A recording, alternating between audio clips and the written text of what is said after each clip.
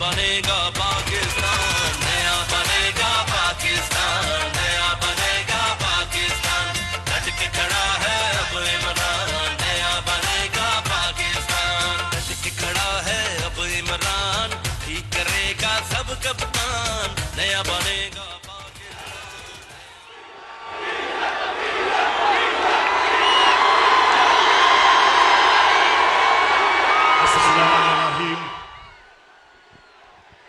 इय्याका नअबुदु व इय्याका नस्तईन।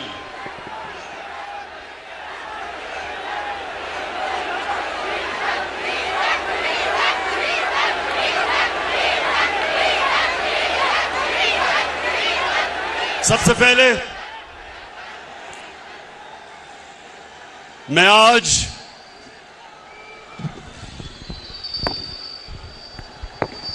अपनी कौम का शुक्रिया अदा करता हूं। आपका मैं दिल से शुक्रिया अदा करता हूं कि आप जिस तरह मेरी कॉल पे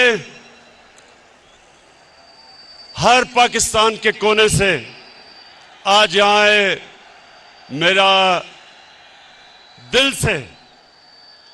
से मैं आपकी अप्रिसिएशन और शुक्रिया अदा करता हूं। बहुत बहुत शुक्रिया आपका।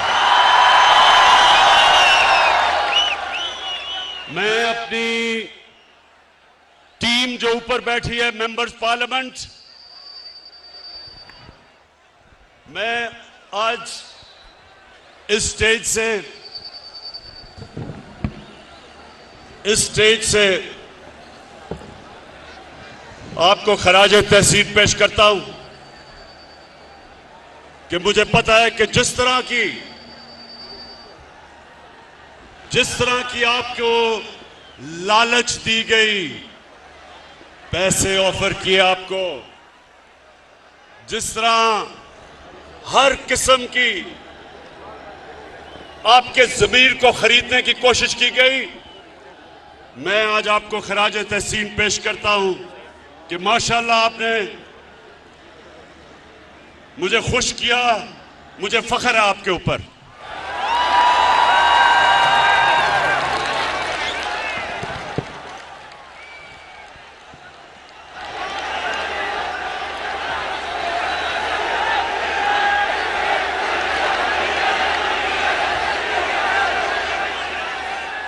मैं थोड़ी अब खामोशी, क्योंकि मैंने आज आपसे बड़ी अहम बातें करनी है। इतना कई लोग दूर दूर से मेरे पास आए हैं, तो मैं चाहता हूं कि आज आप बड़ी खामोशी से मुझे सुने, क्योंकि मैंने अपनी दिल की आपसे बातें करनी है।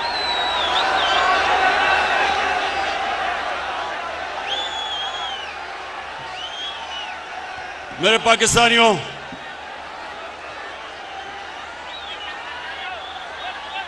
मेरे अजीम बाशऊर पाकिस्तानियों,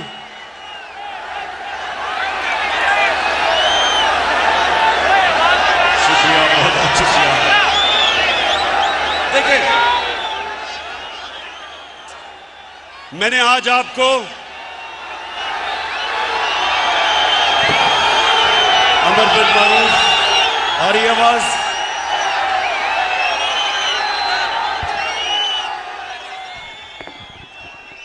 मैंने अमर बिन मारूफ पे आपको जो दावत दी, उसका क्या मतलब था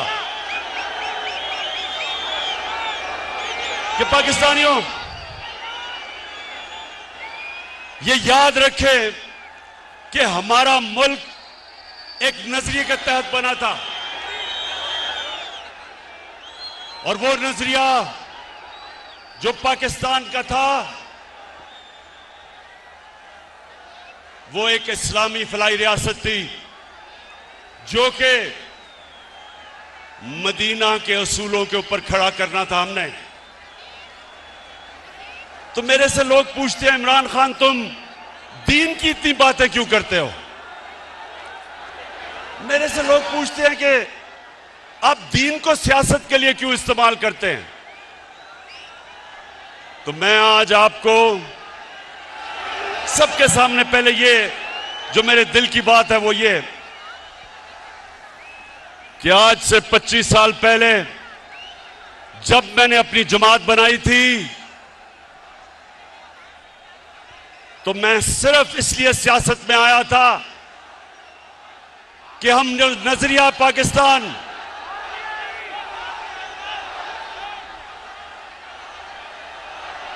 अच्छा मुझे आप पहले हाथ खड़ा करके बताएं कि आपको आवाज आ रही है?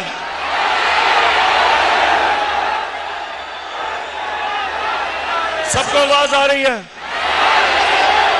उधर नहीं आ रही? अच्छा एक मिनट, जिनको आवाज नहीं आ रही वो हाथ खड़ा करें।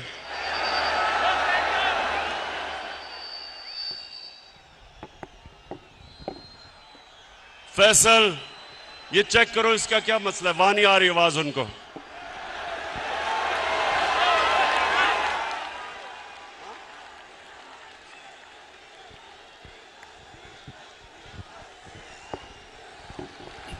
स्पीकर से लोग उतर जाए। आपसे गुजारिश है कि स्पीकर जो लगे हुए हैं उनसे आप उतर जाए ताकि आपको आवाज सही जाए।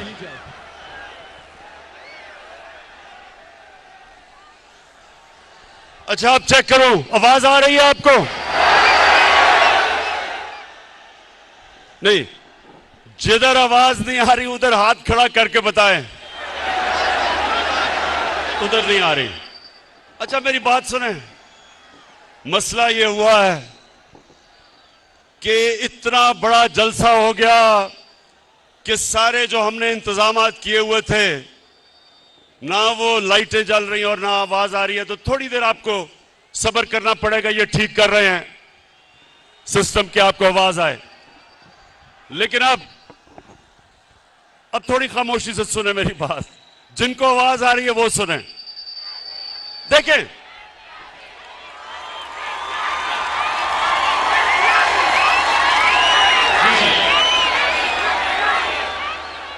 मेरे पाकिस्तानियों, जब मैंने सियासत शुरू की तो मेरा एक मकसद था कि मेरा मुल्क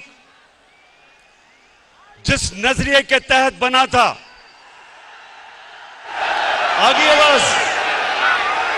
हाथ खड़ा करके बताएं आवाज आ गई है?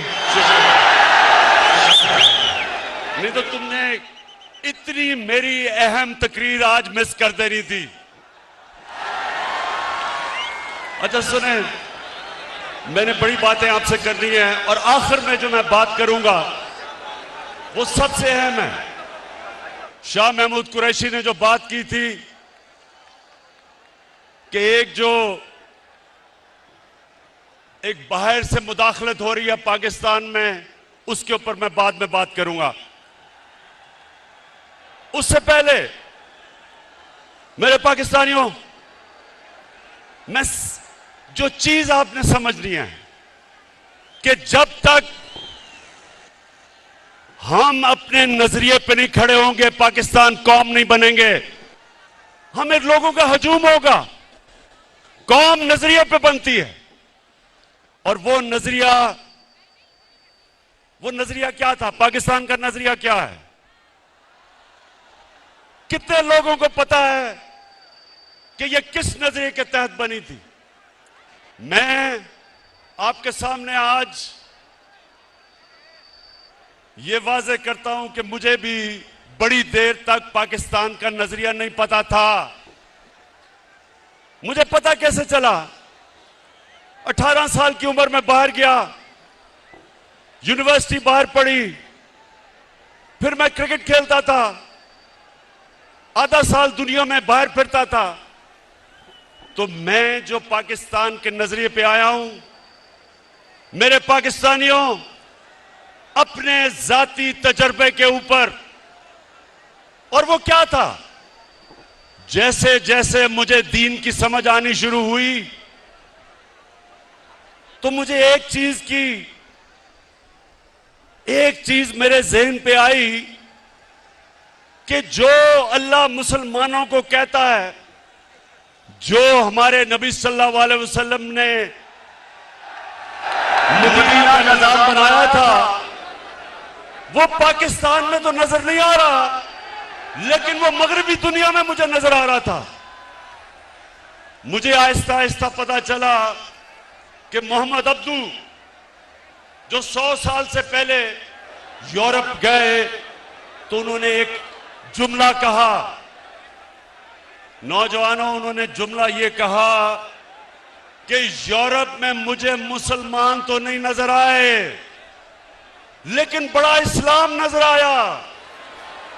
और वापस जब वो मिस्र गया तो कहता, यहां मुसलमान तो बड़े हैं लेकिन इस्लाम नहीं नजर आ रहा। तो मैंने अपने तजर्बे से जो मैंने मगरबी माशरे को समझा, तो मुझे पहली दफा समझ आया कि फलाई रियासत क्या होती है। पाकिस्तान में तो कोई फलाई रियासत नहीं थी। मैं जब पहली दफा बरतानिया गया तो पहली दफा मैंने समझा कि फलाई रियासत क्या है। बरतानिया में एक आम आदमी के लिए अस्पताल में मुफ्त इलाज, उसके बच्चे के लिए मुफ्त तालीम। वो बेरोजगार होता था तो हुकूमत पैसे देती थी, अनएम्प्लॉयमेंट बेनिफिट्स। वो अदालत में जाता था तो हुकूमत उसको वकील करके देती थी। ये पहली दफा हमने देखा।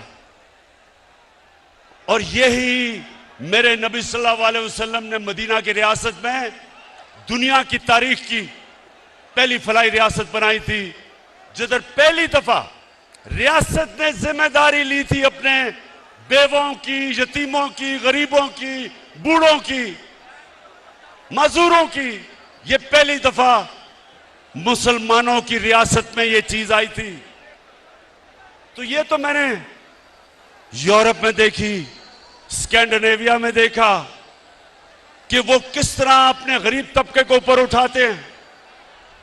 और हाल ही में चाइना में देखा कि पिछले 30 साल में चाइना ने 70 करोड़ लोगों को गुर्बत से निकाला। ये वो हमारे नबी सल्लल्लाहु अलैहि वसल्लम के जो अहकामात थे उन पे चल रहे हैं। पाकिस्तानियों, ये याद रखें कि हमारे नबी सल्लल्लाहु अलैहि वसल्लम रहमतुल आलमीन थे। हमारा जो खुदा है वो रब्बुल आलमीन है, सब इंसानों के वो खुदा हैं। और हमारे नबी सब इंसानों के लिए रहमत बन के आए। इसका मतलब क्या कि जो भी इंसानी माशरा उनके अहकामात पे चलेगा, अल्लाह की बरकत आएगी। वहां उस माशरे पे अल्लाह की नेमतें आएंगी। जब कुरान में अल्लाह कहता है कि नबी के रास्ते पे चलो, तो हमारी बेहतरी के लिए कहता है, क्योंकि जो मदीना की रियासत पे अल्लाह की नेमतें और बरकतें आई, देखते देखते एक रियासत, एक लोग जिनकी कोई हैसियत नहीं थी, दुनिया की उन्होंने इमामत की, वर्ल्ड लीडर्स बने। सदियों तक मुसलमानों ने दुनिया को लीडरशिप दी। तो वो क्या, जब आप नजरिया पाकिस्तान की बात करते हैं तो वो क्या चीजें हैं? सबसे पहले कि एक रियासत में रहम हो, एहसास हो अपने कमजोर तबके का, इंसानियत हो। तो उस रास्ते पे मेरे पाकिस्तानियों, मुझे बड़ा फख्र है कि हम निकल चुके हैं। हम वो मुल्क हैं जो किसी भी दुनिया की डेवलपिंग वर्ल्ड, जो मुल्क तरक्की कर रहे हैं, किसी मुल्क के अंदर भी यूनिवर्सल हेल्थ कवरेज नहीं है। हर हमने खानदान को हेल्थ इंश्योरेंस दी 10 लाख रुपए की। ये हमने अपने नबी की सुन्नत पे चल के, कि एक आम आदमी जिसके पास पैसे नहीं, जिस घराने में गुर्बत हो, उधर उनको सबसे बड़ा मसला होता है कि कोई बीमार हो जाए, क्योंकि उनके पास पैसे नहीं होते। तो मेरे पाकिस्तानियों, मुझे फख्र है आज कि पाकिस्तान में वो हम हेल्थ इंश्योरेंस लेके आए हैं कि गरीब से गरीब आदमी एक प्राइवेट हॉस्पिटल में अपना जाके इलाज करवा सकता है, जिधर वो सोच भी नहीं सकता था, पहले तसव्वुर भी नहीं था। उसके अलावा हमारा जो एहसास का प्रोग्राम है, पाकिस्तान की तारीख में कभी इतना पैसा खर्च नहीं किया गया अपने कमजोर तबके को ऊपर उठाने के लिए। हमारा राशन है वो हम शुरू कर रहे हैं 2 करोड़ खानदान के लिए, ताकि उनको महंगाई के अंदर सहारा दिया जाए। हमारी नौजवानों, हमारा कामयाब पाकिस्तान का प्रोग्राम है, जिधर 20 लाख खानदानों को हम 5 लाख रुपए एक फर्द को कर्जा दे रहे हैं सूद के बगैर, जिधर 20 लाख उसी खानदान को कर्जा दे रहे हैं सूद के बगैर घर बनाने का, और उसी खानदान को एक फर्द को टेक्निकल एजुकेशन दे रहे हैं ताकि वो अपना रोजगार कमा सके। ये पहली दफा हमारे मुल्क की तारीख में निचले तबके को ऊपर उठाने की कोशिश हो रही है। और जब मेरे नौजवानों, हमारे पास टैक्स पे पैसा आया, हमारा टैक्स बढ़ा, तो सबसे पहले मैंने काम किया, 250 अरब रुपए की हमने सब्सिडी देके पेट्रोल की कीमत बजाय 10 रुपए बढ़ाने की 10 रुपए कम की।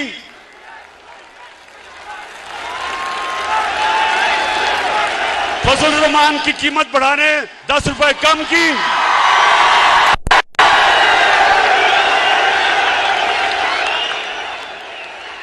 और बिजली की कीमत 5 रुपए यूनिट कम की, 250 रुपए की हमने सब्सिडी दी। और मैं आपको आज यकीन दिलाता हूं कि जैसे जैसे मैं पैसा इकट्ठा करता जाऊंगा, जैसे जैसे मैं टैक्स का पैसा इकट्ठा करता जाऊंगा, वो सारा पैसा मैं अपनी कौम पे खर्च करूंगा, उनके लिए साथियों पैदा करूंगा।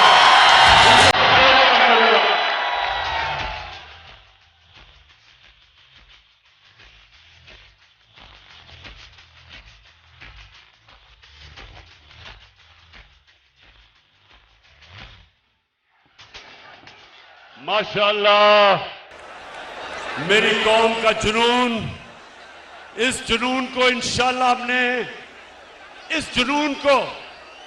हमने काबू करके पाकिस्तान को दुनिया की अजीम कौम बनाना इंशाअल्लाह। इसके साथ सुनते रहे मेरे पाकिस्तानियों, मेरा जो किबला है, मेरा जो नजरिया है, वो मैं 25 साल से उस नजरिए पे खड़ा हूं। और मेरा ये ईमान है कि हमारा मुल्क सिर्फ तब तरक्की करेगा अगर वो मेरे नबी सल्लल्लाहु अलैहि वसल्लम के रास्ते पे चले, उनकी सुन्नत पे चले। और उनकी सुन्नत थी मदीना की रियासत। तो सबसे पहले इंसानियत का निजाम, जिसमें हमारे में रहम हो, हम बजाय अमीर को अमीर करते जाएं, हम अमीर से टैक्स इकट्ठा करके अपने गरीब लोगों को ऊपर उठाएं। और इंशाअल्लाह मेरा यह वादा है कि जब हम 5 साल मुकम्मल करेंगे, सारा पाकिस्तान देखेगा कि कभी इस मुल्क की तारीख में किसी गवर्नमेंट ने इतनी तेजी से पाकिस्तान की गुर्बत कम नहीं की। दूसरा, मेरे नबी सल्लल्लाहु अलैहि वसल्लम ने जो मदीना की रियासत में उनका दूसरा हुक्म था, वो इंसाफ, कानून की हुक्मरानी। उन्होंने कहा, मेरी कौम ये सुन लो, ये आज बड़ा जरूरी आपके लिए समझना है कि मैं इनको क्यों नहीं एनआरओ देता, क्योंकि मेरे नबी का फरमान था कि तुम्हारे से पहले बड़ी कौमें तबाह हुई, जिधर छोटा चोर चोरी करता था तो उसको जेल में डाल देते थे, और जब बड़ा डाकू चोरी करता था उसको एनआरओ दे देते थे।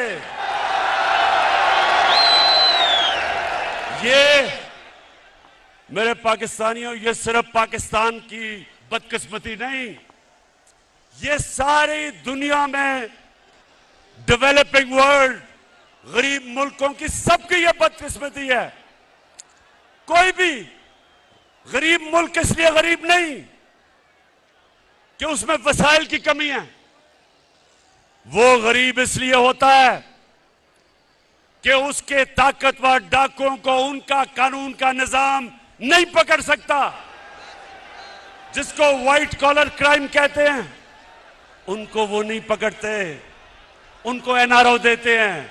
वो बड़े डाकू जो पैसा चोरी करके गरीब मुल्कों से चोरी करके ऑफशोर अकाउंट्स, बड़े बड़े महलात, लंदन में महलात, ये जो लेते हैं, ये तबाह करते हैं मुल्क को। छोटा चोर मुल्क को तबाह नहीं करता, बड़ा डाकू मुल्क को तबाह करता है। जिस तरह के ये थ्री स्टूजेस, ये तीन चूहे, ये जो इकट्ठे हुए हैं, 30 साल से मुल्क को लूट रहे हैं। ये 30 साल से ये इस मुल्क का खून चूस रहे हैं। इनकी अरबों अरबों डॉलर्स, रुपए की नहीं, इनकी डॉलर्स की प्रॉपर्टीज बाहर पड़ी हैं, इनके ऑफशोर बैंक अकाउंट्स हैं। और ये सारा ड्रामा हो रहा है कि किसी तरह जनरल मुशर्रफ की तरह इमरान खान घुटने टेक के इन सबको एनआरओ दे दे। ये सारा ड्रामा है। पहले दिन से ब्लैकमेल करने की कोशिश है। जब मौका मिलता है हुकूमत को गिराने की सिर्फ एक वजह से कोशिश करते हैं कि जनाब हम कोई खास अल्लाह के मखलूक हैं, हम चोरी करें, डाका मारें, इनको कोई खास ऐसी मखलूक है कि इनको सब कुछ माफ हो जाना चाहिए। और जनरल मुशर्रफ ने जो इस कौम पे जुल्म किया, इनके प्रेशर में आके अपनी कुर्सी बचाने के लिए, अपनी गवर्नमेंट बचाने के लिए उसने इस मुल्क के ऊपर जो जुर्म किया, इन चोरों को एनआरओ दिया, उसकी वजह से लूट मार हुई 10 साल। आज जो हम बोझ उठा रहे हैं, हम जो इनके लिए हुए कर्जों की किस्तें अदा करने पे जो हम बोझ उठा रहे हैं, वो सिर्फ और सिर्फ इसलिए कि जनरल मुशर्रफ ने अपनी हुकूमत बचाने के लिए इनको एनआरओ दिया। तो ये तैयार हो जाए नौजवानों, इमरान खान जो मर्जी ये कर ले, हुकूमत जाती है जाए, जान जाती है जाए, कभी इनको माफ नहीं करूंगा।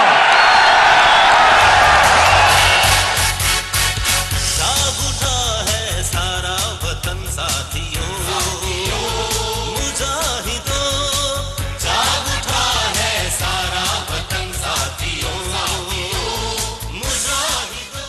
जी, अब जो हमारे नबी सल्लल्लाहु अलैहि वसल्लम ने मदीना की रियासत में कानून की बालादस्ती कायम की थी, सुनो मेरे नौजवानों, हजरत अली रज़ी अल्लाह ताला, उनका मुकाम किधर? उनका मुकाम हमारे दिलों में, हमारे दीन में, हमारी तारीख में। वो खलीफा वक्त होते हैं। और एक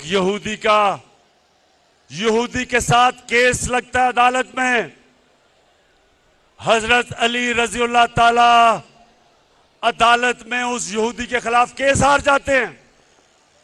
खलीफा वक्त केस हारता है क्योंकि काजी उनके बेटे की गवाही नहीं मानता। अब इससे क्या चीज सामने आती है? सबसे पहले कि खलीफा वक्त भी कानून के ऊपर नहीं होता। मुसलमानों का जो इंसाफ का निजाम था, हमारे नबी सल्लल्लाहु अलैहि वसल्लम ने कहा मेरी बेटी भी जुर्म करेगी तो उसको सजा मिलेगी।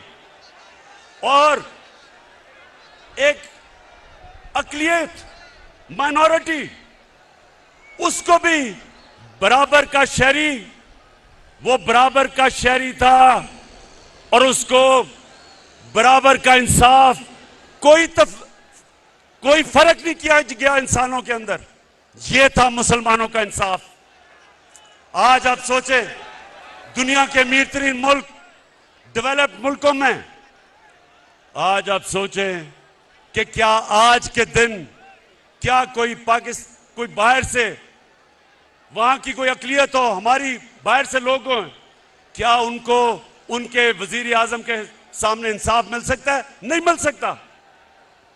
आज सोचें कि किसी तरह माइनॉरिटीज को दुनिया में चले जाएं, जो मुसलमानों के दौर में मदीना की रियासत में जो माइनॉरिटीज को प्रोटेक्शन थी, जो उनके हकूक थे, आज आपको डेवलप्ड वर्ल्ड में नहीं मिलते।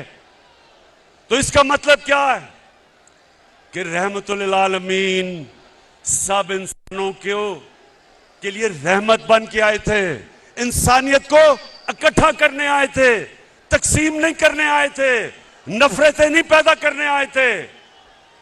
और इसलिए मैं पाकिस्तान को वो मुल्क समझता हूं कि हमने भी उधर पहुंचना है। हमारी अक़लियतें बराबर के शहरी हैं, कानून के सामने वो बराबर हैं। हम वो मुल्क बनना चाहते हैं जो इंसानों को इकट्ठा करेगा। हम वो फॉरेन पॉलिसी लाना चाहते हैं जो किसी के साथ जंग में शरीक नहीं होगा, लेकिन अमन में हम सबको इकट्ठा करने के लिए तैयार हैं। हम वो, मेरे पाकिस्तानियों, हम वो पाकिस्तान बनाना चाहते हैं जिधर एक कमजोर से कमजोर आदमी को पूरी तरह हमारा इंसाफ का निजाम इंसाफ दे। और फिर ख्वातीन, हमारी यहां ख्वातीन बैठी हैं, आपको पता होना चाहिए क्या मगरब में प्रोपेगेंडा होता है कि जी मुसलमानों के माशरे में औरतों को हकूक नहीं मिलते। मगरब के अंदर औरतों को विरासत के अंदर हिस्सा 100 साल पहले मिलना शुरू हुआ, उससे पहले नहीं मिलता था।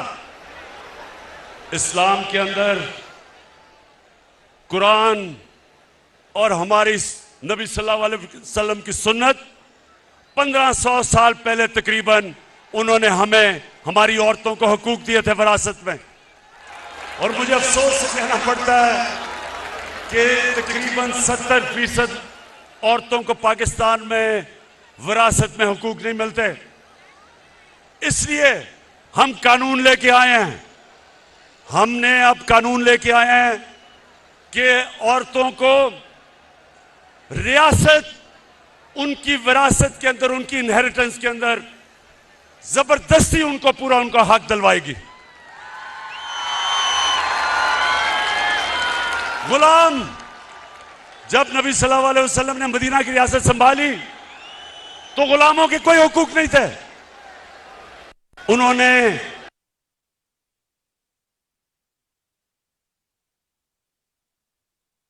गुलाम रखना है तो उसको एक घर के फर्द की तरह रखो। ये हमारा, नौजवानों, हमारा ये था दीन। मुसलमानों के दौर में गुलाम बादशाह बन गए। हिंदुस्तान में गुलामों ने हुकूमत की, मिस्र में गुलामों ने हुकूमत की, क्योंकि नबी का फरमान था कि उनको एक घर के फर्द की तरह रखो। तो मेरे पाकिस्तानियों, मुझे बड़ा अफसोस होता है जो मैं मदीना की रियासत जिस तरफ हम सफर पर निकले हुए हैं, मैं ये चाहता हूं कि हम घर के मुलाजमों को, उनको भी उसी तरह रखें, उनको भी अच्छा खाना दें, उनके भी हुकूक रखें, वो भी इंसान है। ये हमारी नबी की सुन्नत है। पाकिस्तानियों, सुनते जाओ, मैं आपको सफर बता रहा हूं कि आपका नजरिया क्या है, किस लिए यह मुल्क बना था, अल्लामा इकबाल की क्या ख्वाब थी। क्योंकि आज 200 मिलियन यानी 20 करोड़ मुसलमान हिंदुस्तान में हैं, लेकिन जो हिंदुस्तान में भी मुसलमान थे उन्होंने भी पाकिस्तान के लिए वोट किया था, क्योंकि वो ख्वाब थी, वो देखना चाहते थे कि मदीना की रियासत के तर्ज पे मुल्क खड़ा हो। अच्छा अब सुने, मैं अभी आखिर में आपसे जो मेन बात करने के लिए आप सबको बुलाया, मैं जरा आगे चलूं। जो हमारे मदीना की रियासत में अल्लाह ने हमारी कौम को क्या हुक्म दिया था, अमर बिल मारूफ, इसका क्या मतलब है? इसका मतलब ये कि एक कौम के ऊपर लाजमी कर दिया कि आप जब भी आप देखें कि कोई बदी है, बुराई है, कौम की जिम्मेदारी लगाई कि आप उस बदी और बुराई के खिलाफ जिहाद करें, अच्छाई के साथ खड़े हों, क्योंकि ये कौम को जिंदा रखती है। पाकिस्तानियों, मैं जब आज से तकरीबन 20 साल पहले लंदन में था, इराक के ऊपर हमला करने लगा था अमेरिका और बरतानिया, 20 लाख लोग निकले। बरतानिया में 20 लाख लोग सड़कों पे निकले जंग के खिलाफ। अमर बिल मारूफ, इसको कहते हैं अमर बिल मारूफ, कि उनकी हुकूमत को फायदा भी होना था इराक जंग से, इराक में तेल भी था, लेकिन वो अच्छाई के साथ खड़े हुए, उन्होंने कहा नहीं ये गलत है। इसको अमर बिल मारूफ कहते हैं, इसको जिंदा कौम कहते हैं। और मैं आज सबको देख के मुझे खुशी ये है कि मैंने जब आपको कॉल दी, ये जो लोगों के जमीरों का सौदा हो रहा है, एक गवर्नमेंट को गिराने की कोशिश क्या कर रही है, पैसे लगा रहे हैं लोगों को खरीदने के लिए। तो मैं आज आप सबका शुक्रिया अदा करता हूं कि आप इस तादाद में यहां आए और आपने बताया कि आप इस जुर्म में शरीक नहीं। मैंने जरा आपको बस जो मैं बात करने के लिए आखिर में, ये जो साजिश है उसके ऊपर बात करने से पहले मैं सिर्फ आपके लिए ये बताना चाहता हूं कि इन्होंने फैसला किया कि हमारी हुकूमत को गिराना है, क्योंकि जी पाकिस्तान तबाह हो रहा है।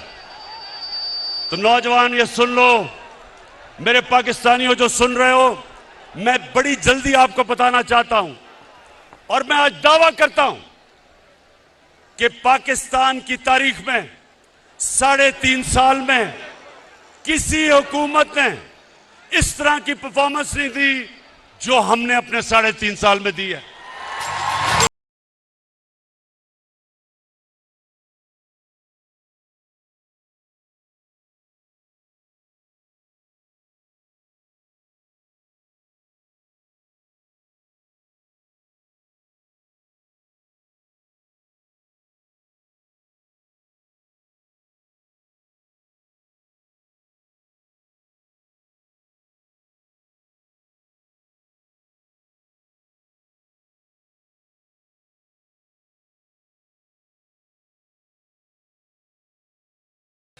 अच्छा, अब जो यहां मेरे नौजवान हैं, आपने डिसिप्लिन का मुजाहरा करना है, ये बड़ा जरूरी है, क्योंकि आपने मेरी बात सुननी है, इसलिए तंग नहीं करना लोगों को, डिसिप्लिन रहना है।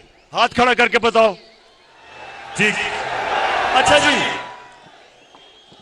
अब मैं बड़ी जल्दी आपको बताना चाहता हूं कि हमारी हुकूमत ने क्या किया। डीजल की मैं बाद में बात करूंगा, अभी ठहर जाए।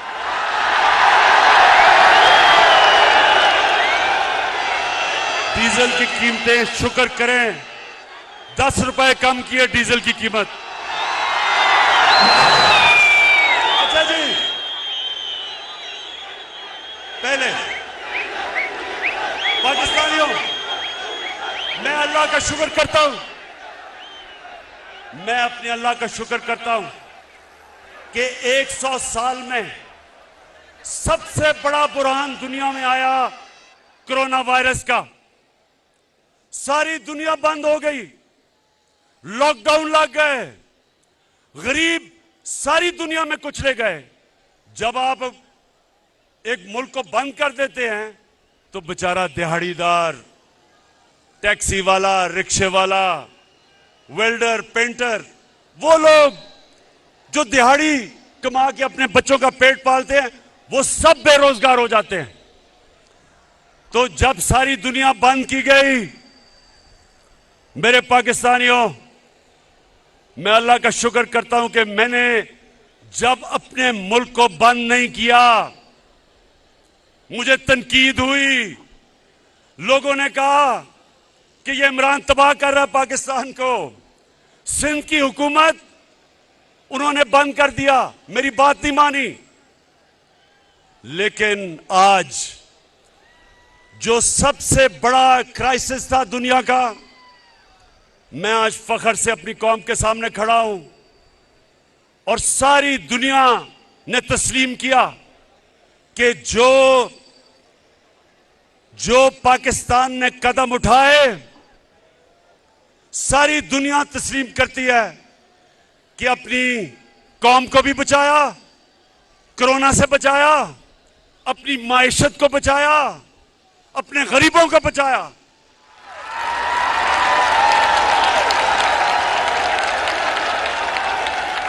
अभी वर्ल्ड बैंक ने एक रिपोर्ट दी है, इस रिपोर्ट के मुताबिक सारे बर्रे सगीर में आज जिधर सबसे कम बेरोजगारी है वो पाकिस्तान है।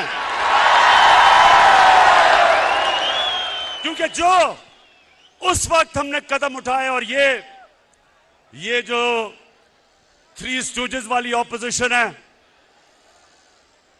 जिसमें चेरी ब्लॉसम भी एक है, डीजल दूसरा है,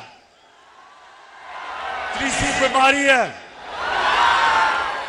और चौथा भगौड़ा है, इन सारों ने मेरी तनकीद की और मैं अपने अल्लाह का शुक्र करता हूं कि उसने मेरे मुल्क को निकाला उसमें से। और मैं उस दौरान जब सारी दुनिया की माइशत तबाह हो रही थी, पाकिस्तान वो मुल्क है जिसने 5.6% के ऊपर हमारी माइशत ने तरक्की की, जो सारे दंग रह गए, ऑपोजिशन दंग रह गई। अल्लाह का शुक्र अदा करता हूं। तो हमने क्या किया उस दौरान जब दुनिया मुश्किल में थी? पाकिस्तान की एक्सपोर्ट्स रिकॉर्ड, हमारी मुल्क की तारीख में सबसे ज्यादा एक्सपोर्ट्स पाकिस्तान ने की। हमने पाकिस्तान की तारीख में सबसे ज्यादा टैक्स इकट्ठा किया। हमने अपने बैरून मुल्क पाकिस्तानियों को उनको इंसेंटिव्स दिए और सबसे ज्यादा पाकिस्तान की तारीख में उन्होंने डॉलर्स पाकिस्तान में भेजे, रिमिटेंसेस पाकिस्तान में भेजी। हमारी कंस्ट्रक्शन इंडस्ट्री, आज जरा पूछें कंस्ट्रक्शन इंडस्ट्री के लोगों में कि जो हमने उनके लिए आसानियां पैदा की, आज हमारी कंस्ट्रक्शन इंडस्ट्री में 1500 अरब रुपए का मजीद वेल्थ क्रिएशन हुई। कंस्ट्रक्शन इंडस्ट्री के साथ 30 इंडस्ट्री चली, इसलिए हमारे मुल्क में बेरोजगारी नहीं हुई जो सारी दुनिया में कोरोना की वजह से हुई। हमारा जो ज़राअत थी, नौजवानों ये सुनते रहो, क्योंकि 60% पाकिस्तान ज़राअत के ऊपर रहता है, देहात में रहता है। आज आप अपने किसानों से पूछो कि इस मुल्क की तारीख में सबसे ज्यादा पैसा ज़राअत में गया। 5 फसलें पाकिस्तान की तारीख में सबसे रिकॉर्ड फसलें हुई। गंदम रिकॉर्ड, गंदम की फसल रिकॉर्ड, चावल की फसल रिकॉर्ड, मकई की फसल रिकॉर्ड,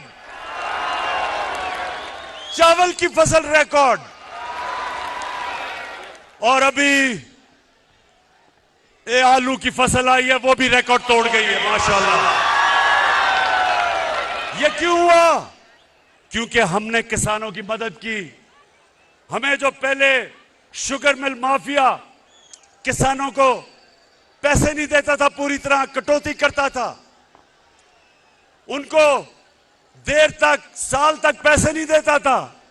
हमने किसानों के साथ खड़े हुए, हमने अपने किसानों को खड़ा किया, हमने उनको प्रोटेक्ट किया, हमने हुकूक दिलवाए, किसान को पैसा दिलवाया, उसने अपनी जमीन पे पैसा लगाया, जमीन में जब पैसा लगा तो पैदावार बढ़ी, पाकिस्तान का फायदा हुआ। तो मुझे बड़ा फख्र है अपने किसानों पे। और फिर नौजवानों, इंडस्ट्री, आज पाकिस्तान की इंडस्ट्री तेजी से बढ़ रही है। हमारी टेक्सटाइल इंडस्ट्री, आज मजदूर नहीं मिलते टेक्सटाइल फैक्ट्रियों को, क्योंकि वो हमारी इंडस्ट्री चल रही है, रिकॉर्ड एक्सपोर्ट कर रही है, मुल्क आगे बढ़ रहा है, इंडस्ट्रियलाइजेशन की तरफ जा रहा है। नया पैकेज दिया हमने स्मॉल और मीडियम इंडस्ट्री को। आपको चेंबर ऑफ कॉमर्स वाले लोग बताएंगे कि पहली दफा एक हुकूमत अपनी इंडस्ट्री को पूरी तरह अपनी इंडस्ट्रीज के साथ खड़ी है, ताकि जब इंडस्ट्री बढ़ेगी, रोजगार बढ़ेगा, मुल्क में पैसा बढ़ेगा, टैक्स बढ़ेगा, और जब टैक्स बढ़ेगा तो मैं अपनी कौम के ऊपर खर्च करूंगा, आसानियां पैदा करूंगा अपनी कौम की। फिर नौजवानों, ये तैयार हो जाओ, पहली दफा पाकिस्तान में तनख्वाहदार लोगों के लिए, जिनके पास कभी भी पैसा नहीं था अपना घर खरीदने के लिए, हमने पहली दफा पाकिस्तान के बैंकों के साथ मिलकर 30 अरब रुपया उनको सब्सिडी दी। आज पहली दफा बैंक कर्जे दे रहे हैं छोटे लोगों को, जो तनख्वाहदार लोग थे, जो बेचारे किराए के घरों में रहते थे। हमने बैंकों को पैसा दिया, बैंक कर्जे दे रहे हैं। जो आदमी या जो एक खानदान किराए के घर में रहता था, अब उसी किराए पे वो बैंक को किस्तें देगा और वो घर उसका अपना हो जाएगा, अपनी छत होगी। रोटी कपड़ा मकान का किसका नारा था, और मेरे अल्लाह का शुक्र है कि वो काम किससे ले रहा है। फिर तैयार हो जाओ। ये कहते हैं ना कि इस गवर्नमेंट ने किया कुछ नहीं, मैं चैलेंज करता हूं, 30 साल से ये हुकूमत कर रहे हैं, मुझे चैलेंज हो, मैं इनको करता हूं कि आप बताएं कि आपने मुल्क के पानी, जो बहुत बड़ा मसला बनता जा रहा है मुल्क का, शहरों के अंदर पानी नहीं है, लाहौर के अंदर पानी नीचे चला गया, कराची में टैंकर माफिया है, आज पिंडी में पानी कम है। क्या किया इन्होंने? मैं बताता हूं हमने क्या किया। पहली दफा 50 साल के बाद पाकिस्तान में बड़ी डैम्स बन रही हैं। 50 साल के बाद मेरे पाकिस्तानियों, हमने डैम्स बनाई हैं, और इंशाअल्लाह पेशावर के लोगों को तो अभी मैं खुशखबरी देता हूं कि 2025 में मोमन डैम बनेगी, और मोमन डैम से सारे पेशावर को पानी भी मिलेगा। बड़ा इलाका ज़राअत के लिए, किसानों के लिए ज़राअत में फसलें उगाने के लिए आ जाएगा, और बिजली भी बनेगी, और सबसे सस्ती बिजली बनेगी। उसके बाद बड़ी डैम दासू डैम बनेगी 2027 में। और नौजवानों, खुशखबरी ये है कि 2028 में जो पाकिस्तान ने दुनिया के अंदर बड़ी डैम समझी जाती है, वो बादशाह डैम बनेगी 2028 में, टाइम पे चल रही है। इससे क्या होगा? इससे मेरे पाकिस्तानियों, हमारे पास दुगना पानी हो जाएगा रिजर्व्स में। हमारा पानी जो हमारी डैमों में दुगना होगा, इसका मतलब काश्त के लिए हमारे पास पानी दुगना हो जाएगा। इसका मतलब शहरों में हम पानी दे सकेंगे। ये जो पानी के मसले आ रहे हैं आगे, इससे इंशाअल्लाह पाकिस्तान की दौलत में इजाफा होगा।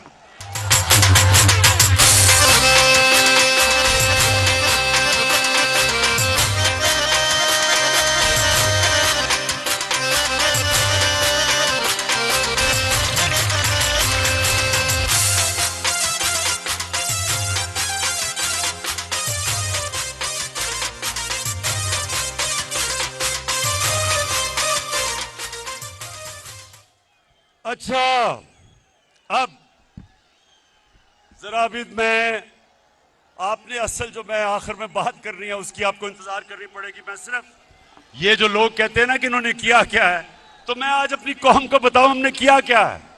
मैं अपने मीडिया के लोगों को कहना चाहता हूं कि जब आप शाम को अपने टीवी शोज करते हैं, मैं एंकर्स को कहता हूं, खुदा के वास्ते कोई माइशत के माहिरों को बुला लें और उनको बैठ के कम से कम मुआवजा करें कि पहले मुल्क से क्या होता था और हमने 3.5 साल में मुल्क के लिए क्या किया है।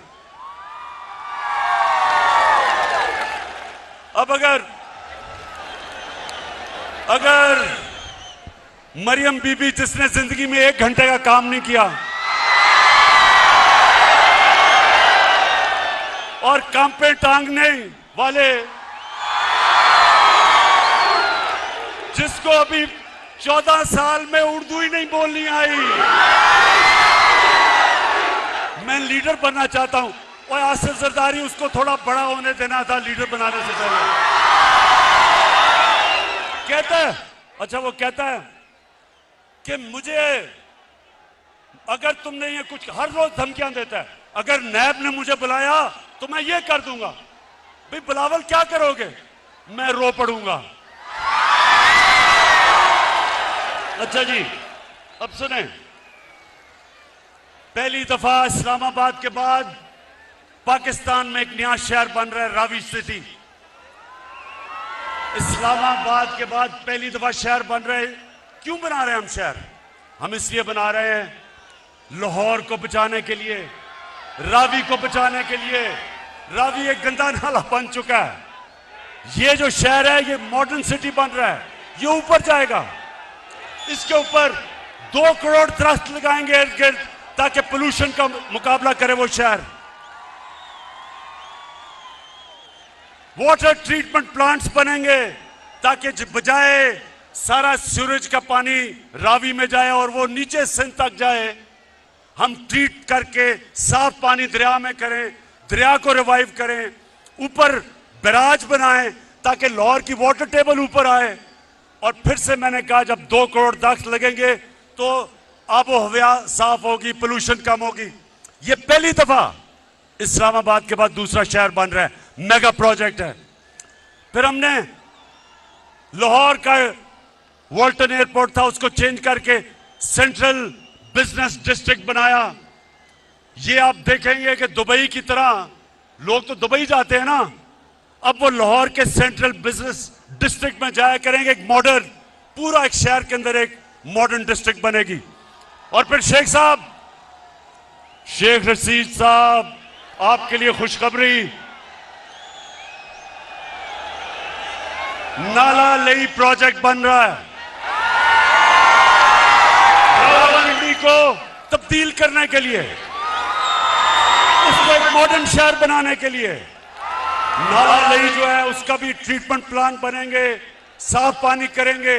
उसके साथ एक हाई राइजेस बनेंगी, एक मॉडर्न, बजाय के शहर फैलते जाएं, ज़राई जमीन खत्म होती जाए। शहरों को अब हम रोकेंगे।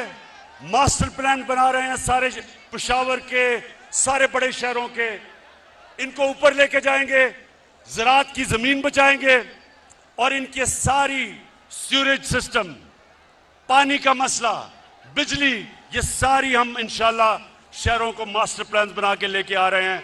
ये कभी किसी गवर्नमेंट ने 30 सालों ये हुकूमत करते रहे, किसी ने कभी इस तरह का काम नहीं किया।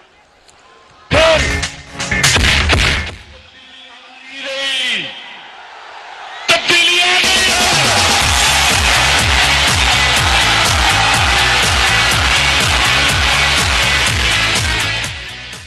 माशाल्लाह माशाल्लाह, जुनून आपका मैं मान गया हूं। अच्छा आप सुनते जाए। नहीं, डीजल बाद में।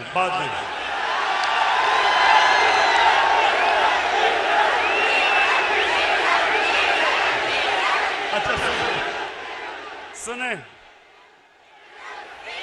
मेरे पाकिस्तानी, सुने, क्या मैं आपको बताना चाहता हूं कि करप्ट हुकूमतों में मुल्क को नुकसान क्या होता है और जब एक ईमानदार लोग हुकूमत करने आते हैं तो मुल्क को फायदा क्या होता है। अब सुने जरा, खामोशी से सुनना है, डीजल की बाद में बात करेंगे।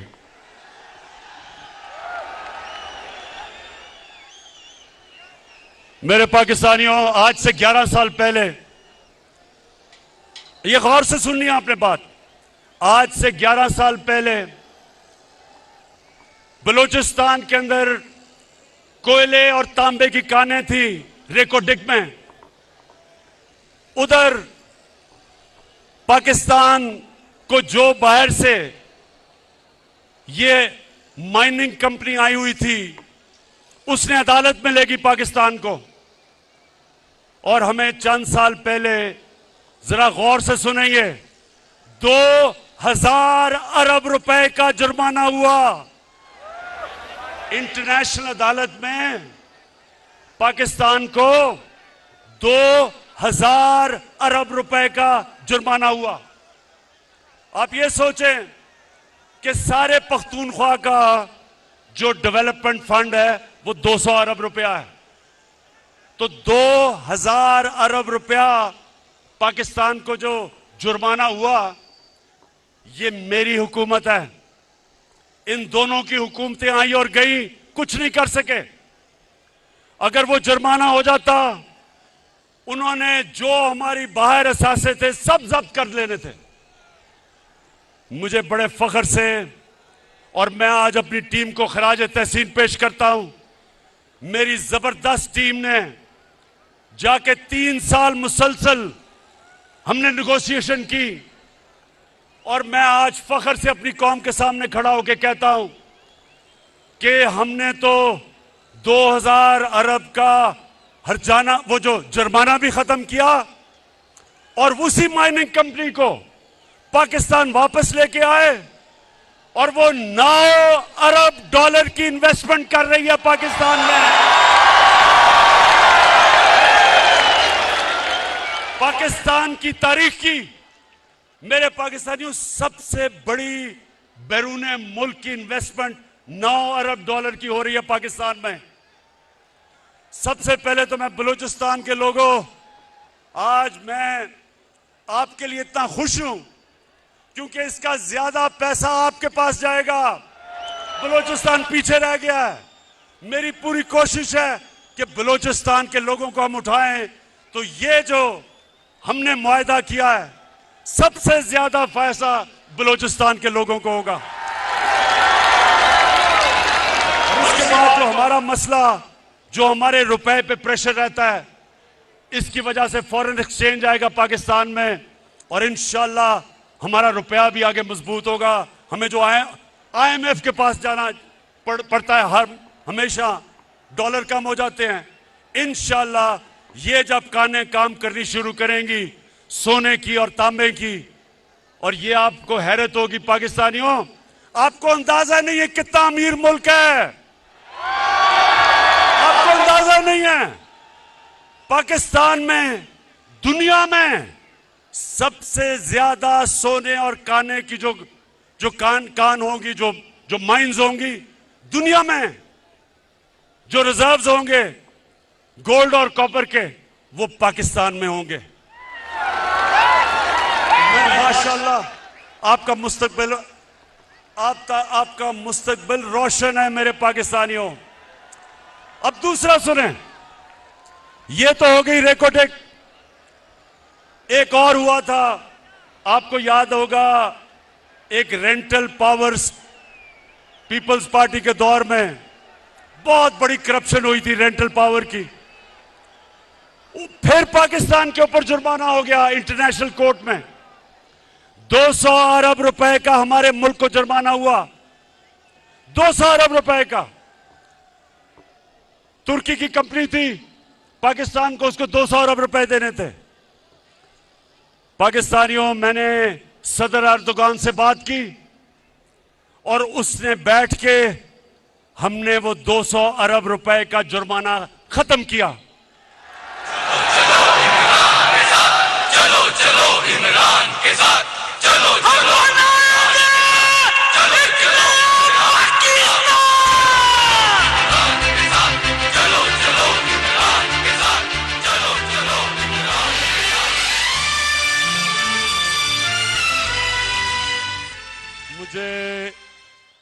नौजवानों जो ऊपर चढ़े हुए हो, मुझे पता है आपका जुनून, लेकिन मुझे डर है आप गिरना पड़ो। अच्छा जी, सुनते जाएं मेरे पाकिस्तानियों, सुनते जाएं। इन्होंने बस पिछली हुकूमतों ने, सुने सुने सुने, मैं आपको बता रहा हूं कि जब एक करप्शन से पाक जब गवर्नमेंट आती है तो कौम को कितना फायदा होता है। मैंने आपको दो चीजों की बता दी। हमने आके नेगोशिएट किया, मुल्क को पैसा बचाया। अब तीसरी सुने, इन्होंने गैस के कॉन्ट्रैक्ट साइन किए नून लीग वालों ने, और फिर दोनों ने आईपीपीज यानी जो बिजली बनाती हैं कंपनीज, उनके साथ कॉन्ट्रैक्ट साइन किए। हमारी हुकूमत ने उनके साथ रीनेगोशिएट किया, गैस के नए कॉन्ट्रैक्ट साइन किए। और यह फर्क होता है जब आप रिश्वत नहीं लेते, पैसे नहीं बनाते। आज पाकिस्तान को 10 साल में 700 अरब रुपए की बचत होगी हमारे कॉन्ट्रैक्ट से। लेकिन अब पाकिस्तानियों एक और सुन लो, ये चौथी चीज है। आपको पता है नवाज शरीफ खुद एनएचए का अपने नीचे, नेशनल हाईवे अथॉरिटी अपने नीचे रखी हुई थी। मैं बताता हूं क्यों रखी हुई थी। अब ये जरा गौर से सुने पाकिस्तानियों, 2013 और 2021 के बीच में सारी दुनिया में महंगाई हुई, सारी दुनिया में चीजें महंगी हुई। अब आप ये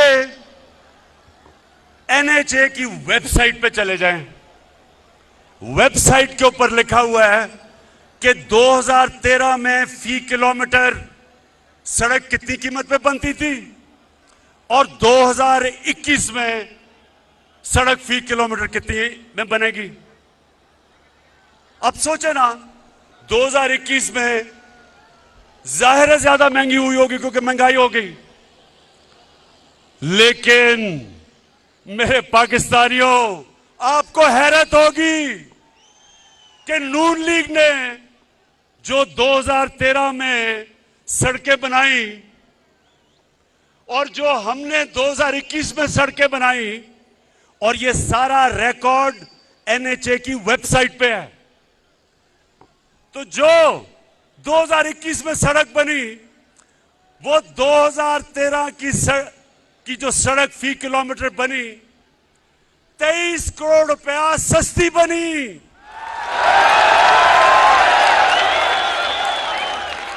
मुराद से ही आज मैं आपको खराज तहसीन पेश करता हूं।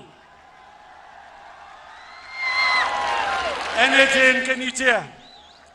इसने जब मुराद ने मुझे शुरू में बताया तो मैं मानू ना कि ये कैसे हो गया। फिर मैंने इसकी बात नहीं मानी। फिर मुझे एक दोस्त मिलने आया, वो कहता मेरा एक बिल्डिंग प्रोजेक्ट है। तो मैं जब बिल्डिंग प्रोजेक्ट पे गया तो जो कॉन्ट्रैक्टर था वो मुझे कहता कि जी हमें 2021 के नहीं, हमें 2013 के रेट चाहिए हैं। वो कहता, मैं बड़ा हैरान हो गया कि 2013 के रेट। पता चला कि 2013 में ये करप्शन की, जो करप्शन जिन्होंने इस मुल्क में सबसे ज्यादा शुरू की, नून लीग, 2013 में 23 करोड़ रुपया फी किलोमीटर इनकी सड़क ज्यादा महंगी थी। इसका मतलब हमने कैलकुलेट किया। अब पाकिस्तानियों ये सुनो कि चोरी किस तरह ये मुल्क लूटा गया है। हमने कैलकुलेट किया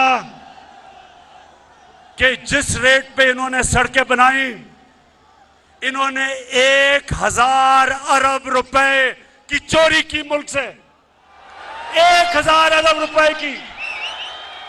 यानी कि एक ईमानदार हुकूमत ने 1000 अरब रुपया अपनी कौम का बचाया, जिसकी वजह से दुगनी सड़कें बनाई हैं हमने, इनसे दुगनी सड़कें बनाई हैं जो पैसा बचा। मैं आने लगा हूं बस आखिरी बात जो मैं असल जिसलिए आपको बुलाया था।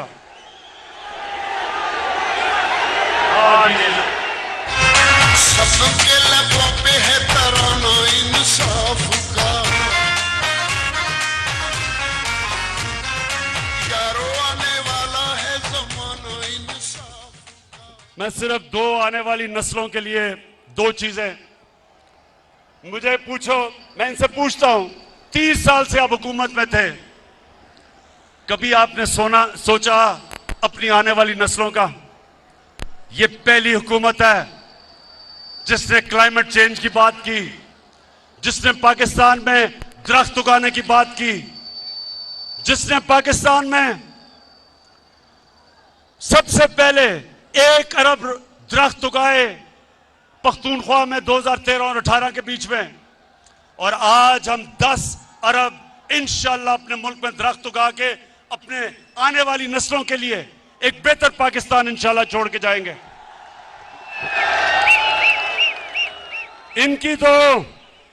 इनको फुर्सत कैसे मिले? इनको तो सारी छुट्टियां, बच्चे सब कुछ लंदन में बैठे हैं, इनको तो पाकिस्तान की क्यों फिक्र हो? ये तो नस्लों के लिए लंदन के लिए तैयारी करवा रहे हैं, घर महलात खरीद रहे हैं। पाकिस्तानियों, जो दूसरी चीज मैं आज आपके सामने सबके सामने जो कहना चाहता हूं कि आपको अंदाजा नहीं कि हमारा मुल्क में अल्लाह ने किस किस्म की खूबसूरती और किस किस्म की नेमतें बख्शी हैं। यहां गिलगित बल्तिस्तान के चीफ मिनिस्टर बैठे हैं खालिद, मैं इसके साथ मिलके मैं आज आप सबके सामने दावा करता हूं कि हमने इंशाल्लाह पाकिस्तान को दुनिया का टूरिज्म सेंटर बनाना है। स्कर्दू को हमने इंटरनेशनल एयरपोर्ट बनाया, अब दुनिया से डायरेक्टली स्कर्दू टूरिस्ट आया करेंगे। स्कर्दू को इंशाल्लाह उसके इर्द गिर्द जो इलाके हैं, मैंने ऑस्ट्रियन से बात की है, ऑस्ट्रिया में सबसे ज्यादा स्कीइंग होती है, स्कर्दू को इंशाल्लाह पाकिस्तान का स्कीइंग कैपिटल बनाएंगे। और आप देखेंगे कि किस तरह बाहर से पैसा आता है। हमारे मुल्क में जिस तरह की खूबसूरती है, किसी ने सोचा ही नहीं टूरिज्म को डेवलप करने का। मैं आपको साबित करता हूं कि अगर ये, मुझे अफसोस है कि कोरोना की वजह से हम आगे नहीं बढ़ सके क्योंकि सारी दुनिया में टूरिज्म खत्म हो गई, लेकिन इंशाल्लाह जैसे कोरोना खत्म हुई, मैं अब आपको इस मुल्क में टूरिज्म उठा के दिखाऊंगा, मुल्क में पैसा ला के दिखाऊंगा और सबसे ज्यादा अपने नौजवानों के लिए रोजगार पैदा करूंगा।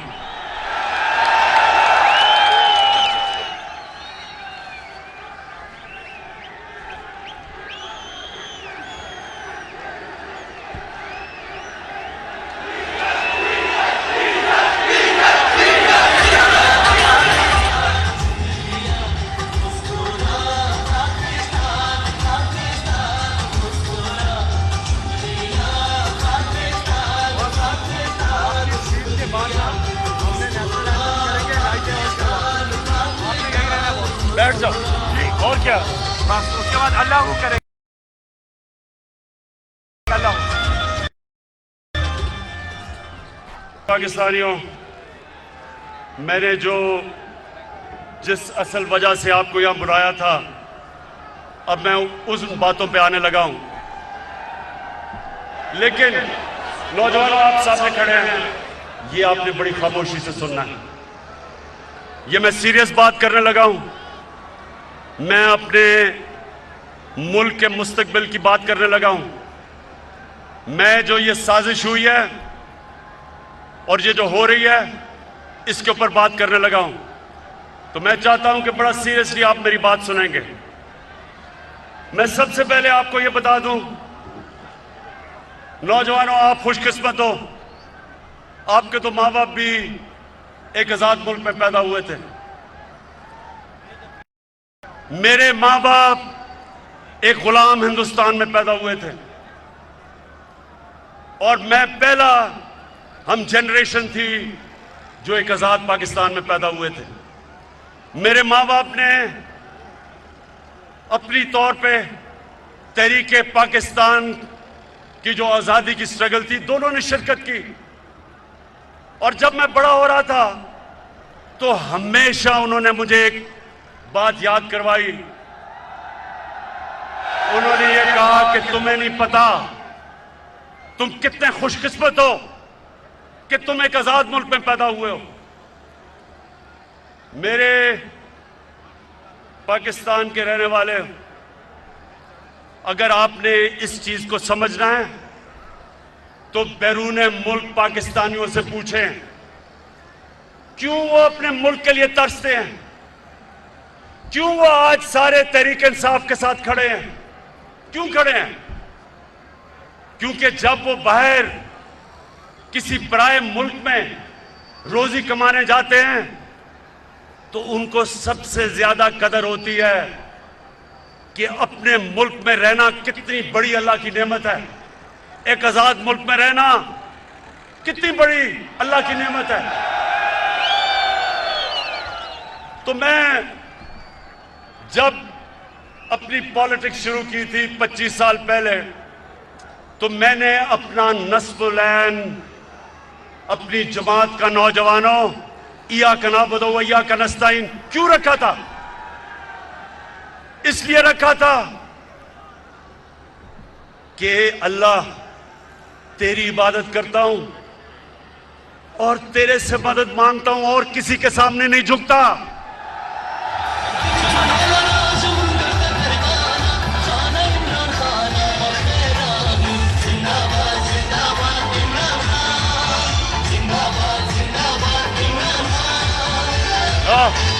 ओए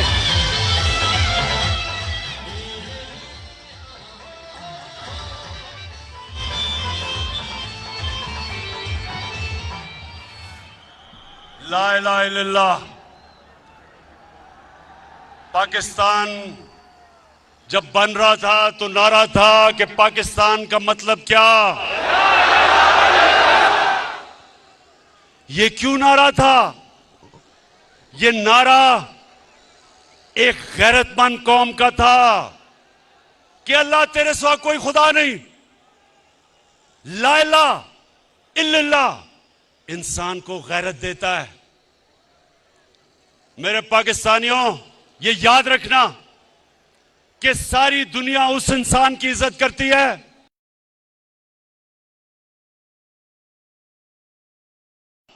इल्लल्लाह इंसान को गैरत देता है। मेरे पाकिस्तानियों, ये याद रखना कि सारी दुनिया उस इंसान की इज्जत करती है जो अपनी इज्जत करता है। बेगैरत आदमी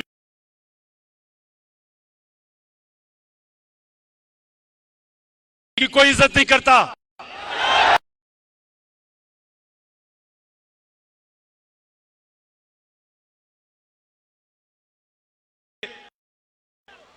मुझे पता था, मैंने सारी दुनिया में देखा कि अरबों रुपए कमा लो, अरबोपति हो जाओ, जब तक अरबों रुपए, अरबोपति, लेकिन जो इंसान के सामने झुकता है कोई इंसान उसकी इज्जत नहीं करता। तो मेरे पाकिस्तानियों, क्योंकि मैं आज आपके दिल की बातें कर रहा हूं, मुझे पॉलिटिक्स में आने की कई वजूहात थी। एक के मुझे पता था, मैंने सारी दुनिया में देखा कि जो अल्लाह ने हमें हुक्म दिया था कुरान में कि नबी की सुन्नत पे चलो, तो नबी की सुन्नत पे तो वो गैर चल रहे हैं, मगरबी लोग चल रहे हैं, वो आगे निकल गए हैं। और मुसलमानों का हाल देखो। इकबाल ने शिकवा और जवाब शिकवा क्या लिखा था कि हम एक वक्त उरूज पे थे, शिकवा किया कि अल्लाह हम जमीन पे कैसे आ गए। फिर जवाब शिकवा में बताया कि जब आप उरूज पे थे तो आप मोहम्मद सल्लल्लाहु अलैहि वसल्लम की सुन्नत पे चलते थे। अब आप वो अहकामात से बहुत दूर चले गए हैं। अब पैसे की पूजा करते हैं। आप सुपर पावर्स के सामने सजदे करते हैं। आप फॉरेन एड लेके और अपने मुल्क में बमबारी करवाते हैं, ड्रोन अटैक्स करवाते हैं। कैसे अल्लाह की बरकत उन लोगों के ऊपर आए? अल्लाह ने तो बड़ा वाज़ेह कह दिया है कि अगर तुमने एक अजीम कौम बनने हैं तो मेरे हबीब के रास्ते पे चलो, जो कि रियासत मदीना था। तो पाकिस्तानियों, मैं उन दिनों में क्रिकेट खेलता था और मैंने जब क्रिकेट शुरू की तो जो हमारे खिलाड़ी होते थे उनको बड़ा एहसास कमतरी थी अंग्रेजों की। तो हम जब मैच में जाते थे, पहले से ही हमारी टीम हारी हुई होती थी कि जी हम अंग्रेज को तो हरा ही नहीं सकते, पहले से हार माने हुए होते थे। और जब हमने जीतना शुरू किया, हमारी टीमें इतनी कमजोर नहीं थी, इतनी ताकतवर नहीं थी। टीमें हमारी 70 की दहाई में ज्यादा ताकतवर थी, लेकिन 80 की दहाई में पाकिस्तान ने सारी दुनिया में जाके जीता, क्योंकि हमारे अंदर इत्मीनान आ गया। हमारे अंदर जो एहसास कमतरी थी अंग्रेजों की, वो खत्म हो गई। हम जब कदम रखते थे ग्राउंड पे तो हम ये समझते थे कि कोई हमें हरा नहीं सकता। इस इत्मीनान की वजह से हम ऊपर आए। तो मैंने जब अपने मुल्क को देखा, हमारे मुल्क में, मुझे कभी नहीं भूलता, शायद आपको बड़ेों को याद हो, एक रमजी यूसुफ एक आदमी था। अमेरिकनों ने कहा हमें 90 की दिहाई में हमने कोई कानून के मुताबिक चले बगैर हमने उसको अमेरिका के हवाले कर दिया। अब ये सुने हुआ क्या, मेरे पाकिस्तानियों, ये सुने क्या हुआ। अदालत में वो जाता है, रमजी यूसुफ, उसका वकील जज के सामने क्या कहता है, ये जरा सुनो। जज के सामने कहता, जज ने कहा कि इसको सजा होनी चाहिए, इसको तो पाकिस्तान की हुकूमत ने भेज दिया हमारे पास, पाकिस्तान की हुकूमत समझती है कि इसको सजा होनी चाहिए। तो पाकिस्तानियों, वो रमजी यूसुफ का वकील अदालत में खड़े होकर कहता कि पाकिस्तानी डॉलरों के लिए अपनी मां बेच सकते हैं। मुझे ये कभी नहीं भूलता। मुझे शर्म ये आई कि मेरी कौम गैरतमंद है, लेकिन जो इसके लीडर हैं वो बेगैरत है। जो मुल्क के लीडर, सरबरा अपने लोगों के साथ नहीं खड़ा हो सकता, उनके हुकूक की हिफाजत नहीं कर सकता, सुपर पावर से एड की लालच में घुटने टेक देता है, याद रखें वो मुल्क कभी तरक्की नहीं कर सकता। खुददार कौमें ऊपर जाती हैं, भीख मांगने वाली और कर्जे मांगने वाली कभी कौमें तरक्की नहीं करती। तो मैं जब पाकिस्तान में मैंने सियासत शुरू की, मैंने तब एक बात कही थी कि क्योंकि मेरे दिल में ला इलाहा इल्लल्लाह है, मैं कभी किसी के सामने नहीं झुका और मैं कभी अपनी कौम को किसी के सामने नहीं झुकने दूंगा।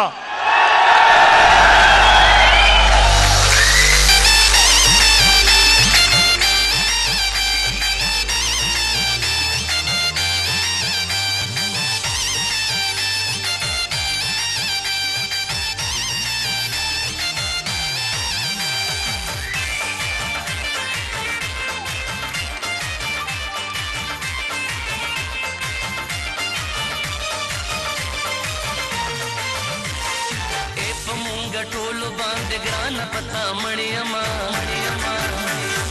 ए पमुंगा टोल बांध ग्रान पता मणियमा। माशाल्लाह माशाल्लाह, मेरी कौम का बड़ा स्टेमिना है।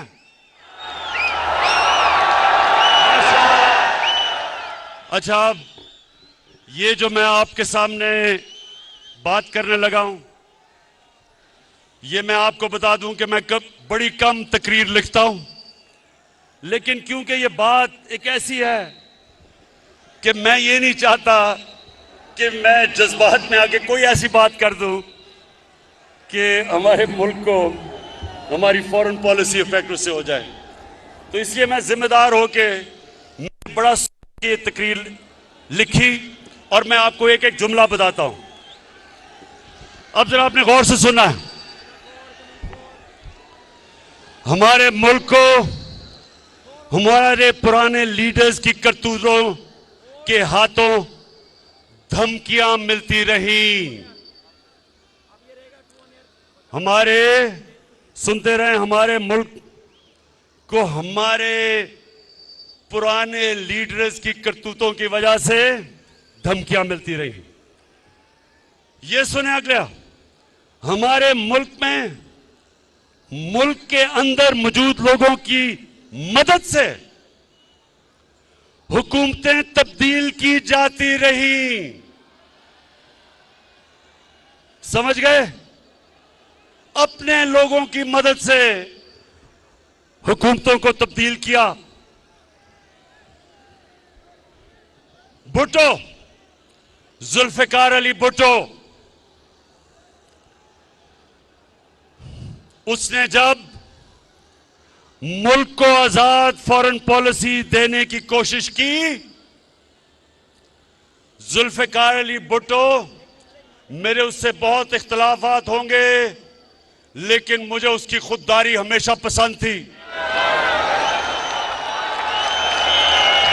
उसने मुल्क को जब आजाद फॉरेन पॉलिसी देने की कोशिश की तो फजल रहमान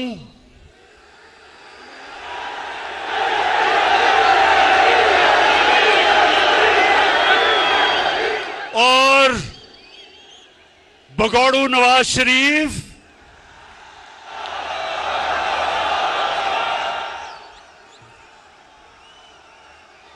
इनकी सुनते रहें, सुने सुने सुने सुने, अभी मैं अभी आता हूं कि इन दोनों की उस वक्त की पार्टियों ने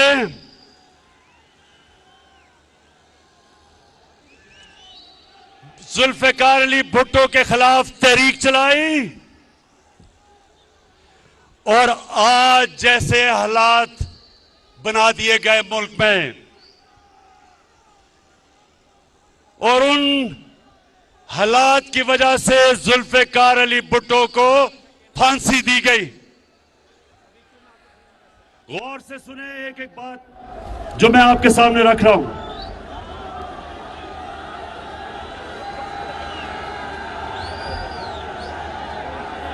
आज क्या हुआ है? आज आ रही आवाज?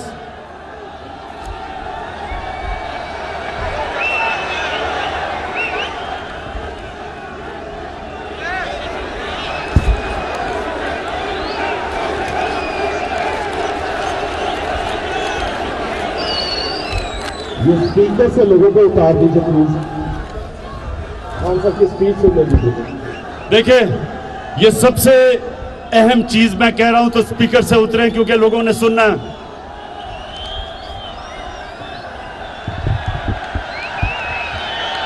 अच्छा, आवाज आ रही है?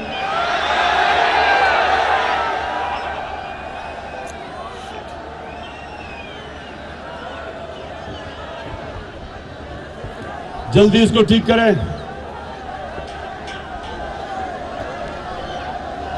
स्पीकर से उतरो, उन्हें आवाज नहीं आ रही।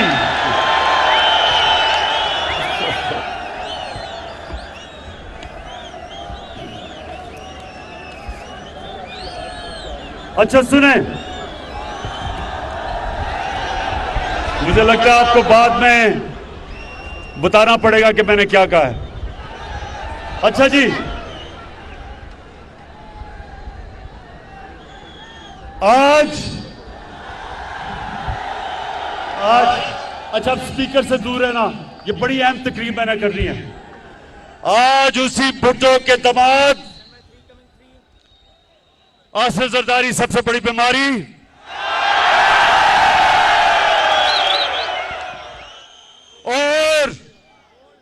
और उसका नवासा कम पे टांग रही हैं। दोनों कुर्सी की लालच में अपने नाना की कुर्बानी को बुलाकर इसके कातलों के साथ बैठे हुए हैं और उनकी वकालत कर रहे हैं। यानी शर्म नहीं आती कि सियासत तो करनी है नाना के ऊपर, और जिन लोगों ने उसको फांसी दिलवाई थी अपनी कुर्सी की खातिर उनके साथ घुसे हुए हैं दोनों अंदर। शर्म करो, शर्म करो।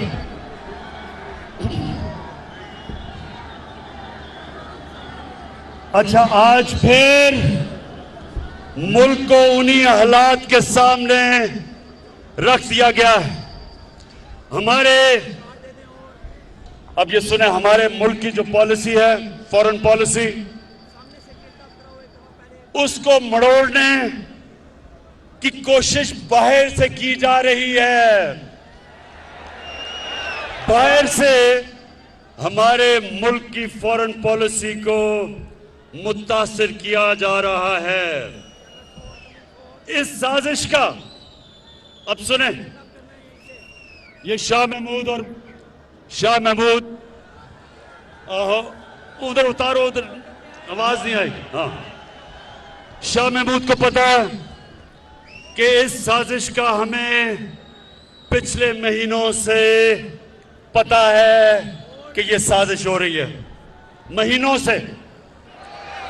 ये जो आज सब इकट्ठे हो गए हैं, ये जो आज कातिल और मकतूल इकट्ठे हो गए हैं, कातिल और मकतूल को इकट्ठे करने वालों की भी, इनको जिन्होंने इकट्ठा किया उनका भी हमें पता है। लेकिन आज वो जुल्फिकार अली भुट्टो वाला टाइम नहीं, वक्त बदल चुका है। लीडर हमारा खान है, इंसाफ की पहचान है, नया चाहता पाकिस्तान है, बखेरा लीजिए इमरान है सबकी जान, लीडर हमारा खान है। अब सुने, वक्त कैसे बदल गया है।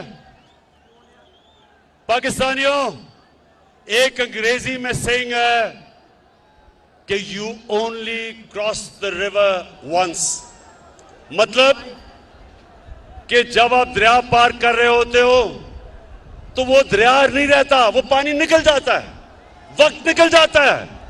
ये नया टाइम आ चुका है और ये है सोशल मीडिया का जमाना। कोई चीज नहीं छुपती। तो पाकिस्तानी कौम बेदार है, हम किसी की गुलामी कबूल नहीं करेंगे।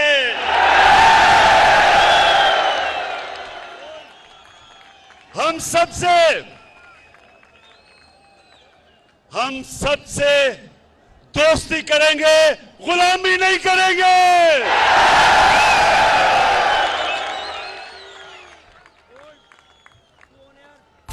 खड़ा है अब इमरान, ठीक करेगा सब कप्तान, नया बनेगा पाकिस्तान, नया बनेगा पाकिस्तान, नया बनेगा पाकिस्तान, डट के खड़ा है अब इमरान, नया बनेगा पाकिस्तान, डट के खड़ा है अब इमरान। अब ये सुने,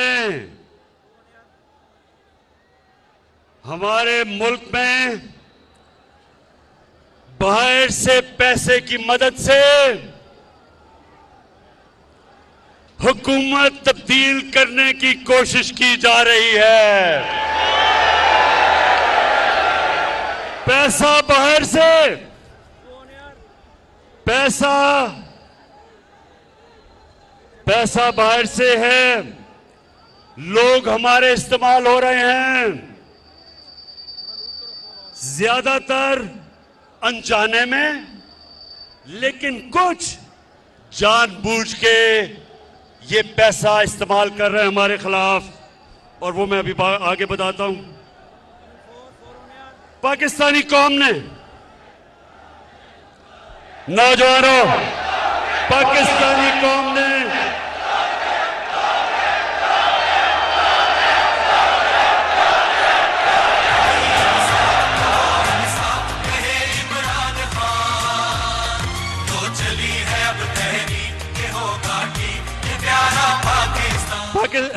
पाकिस्तानी कौम ने यह फैसला करना है कि वो बाहर के अरबों रुपए लेके हुकूमत के खिलाफ साजिश करने वाले गुलामों को कामयाब होने देंगे। मैं यही इसलिए आपको आज बुलाया था मेरे पाकिस्तानियों, मैंने आपको बुलाया इसलिए था, जो एक डेमोक्रेट होता है वो अवाम के पास जाता है, वो किसी के पास झुकता नहीं, हाथ नहीं फैलाता, अपनी अवाम के पास जाता है।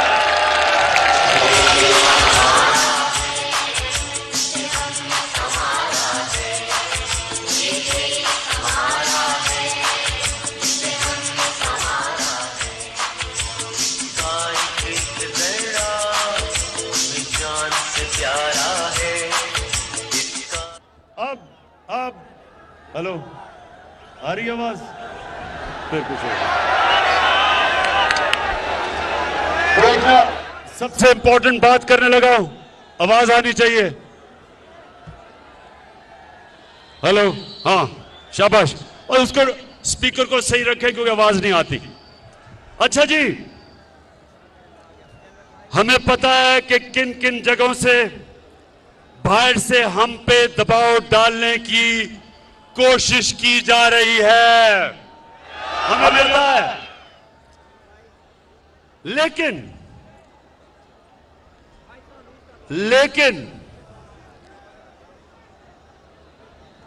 हमारे मुल्क की मफाद में लिखकर हम कह रहे हैं कि हमारे मुल्क की मफाद में, लेकिन लिख के हमें धमकी दी गई है। शाह महमूद ने अभी आपसे कोई बात की थी, हमें कहा है कि मुल्क की मफाद, हमें धमकी दी गई है। लेकिन पाकिस्तानियों, हम मुल्क की मफाद पर कोई समझौता नहीं करेंगे। मैं आज कौम के सामने पाकिस्तान की आजादी का मुकदमा रख रहा हूं, आपके सामने। मैं इल्जामात नहीं लगा रहा, अब ये जरा सुने, मैं इल्जामात नहीं लगा रहा। मेरे पास जो ये खत है, ये सबूत है, ये मेरे पास जो खत है ये सबूत है। और मैं आज ये सबके सामने कहना चाहता हूं कि कोई भी शक कर रहा है ना इस मेरे खत के ऊपर, कोई भी शक कर रहा है, मैं उनको दावत दूंगा, ऑफ द रिकॉर्ड बात करेंगे। लेकिन मैं आपको खुद देख सकेंगे कि ये मैं किस किस्म की बात कर रहा हूं। अपनी कौम और मीडिया को ये सोचने, हम सबको हमने ये सोचना है कि हम कब तक ऐसे रहना चाहते हैं। मैं अपनी कौम को भी कह रहा हूं, अपने मीडिया को भी कह रहा हूं कि हम कितनी देर इस तरह गुजारा करेंगे। धमकियां मिल रही हैं,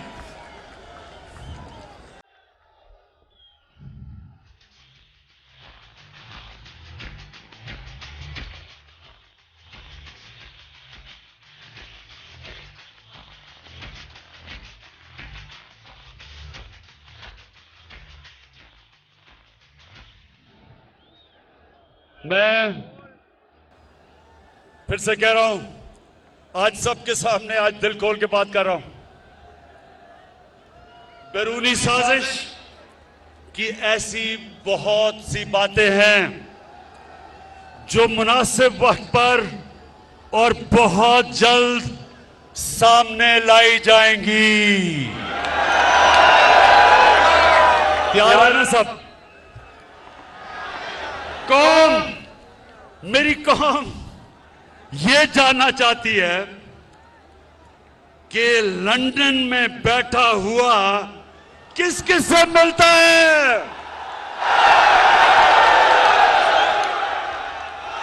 फिर से ये जो गोल मोल गोंगलू किस किस से मिलता है लंदन में बैठा हुआ, और पाकिस्तान में बैठे हुए किरदार किसके कहने के ऊपर चल रहे हैं? पाकिस्तानी किरदार किसके कहने पे चल रहे हैं? आपको अंदाजा है किसके कहने पे चल रहे हैं? बताओ।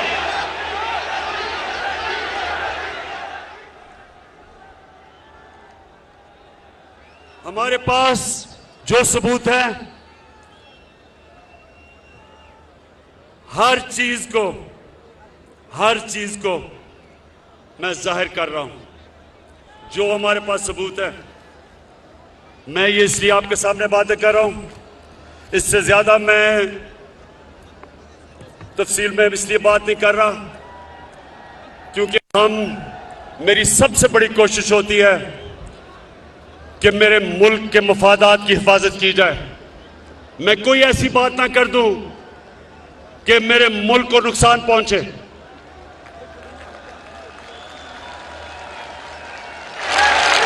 इसलिए मैंने आपसे पूरी बात नहीं की, नहीं तो मैं वो बता भी सकता था। मुझे किसका डर है? मैं तो पाकिस्तानी हूं, आपके सामने वो इंसान हूं जिसको मेरा अल्लाह सब कुछ दे चुका है।